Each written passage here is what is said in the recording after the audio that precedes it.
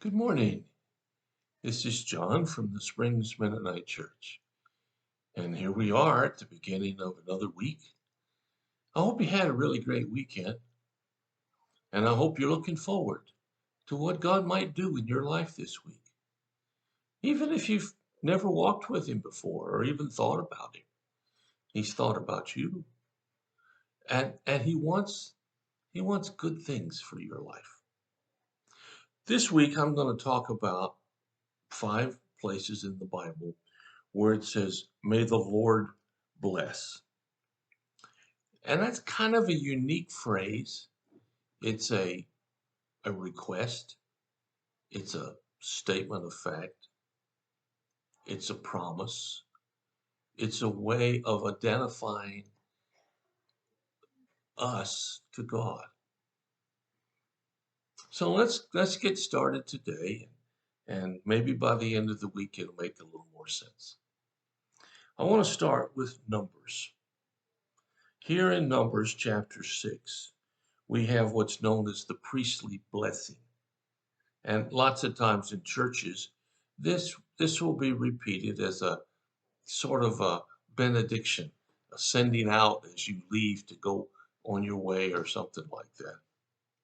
And it's 3 little verses, verses 24, verses 25, and verses 26 from Numbers chapter 6. I'm going to read all of them each of the next 3 days and talk about each one individually. So here's what we have.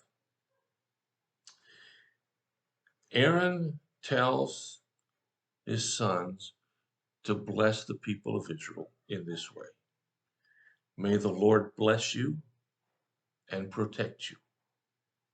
May the Lord smile on you and be gracious to you. May the Lord show you his favor and give you his peace. So let's look at the very first one of these. May the Lord bless you and protect you. What does it mean to be blessed by someone? Well, in our world today, we don't talk this way anymore. We don't act this way anymore. It's sort of a, maybe you could say, an old-fashioned way to talk about things. But for someone to bless you means that they want to do whatever they can for you to have a great day or a great journey or a great whatever. They are wanting you to experience the very best of whatever's happening at that moment. You know, you bless a ball team. You want them to do their best. Now, I used to get tickled in times past because I had 2 coaches in my church, one at one school and one at another. And whenever they played, they both began the game with a prayer. It was like, I wonder what they're praying. They can't pray, "God, let us win," because that means they're asking the other guy to lose. And I never did find out, but I did think it might be appropriate if they had prayed that God would let them have a good game and keep people safe. I don't really know that God cared who won the game. I mean, maybe he did, but I do know that he wanted that person and their team to experience a feeling of joy in that moment. Now, I know when you're on a team and you lose, you usually don't feel joy, but that's a different matter. Here it's saying, may the Lord bless you. May the Lord, a request, a petition, an asking. May the Lord bless, give the best, help out, be there for you. May the Lord bless you. Yeah, not the guy next door, you.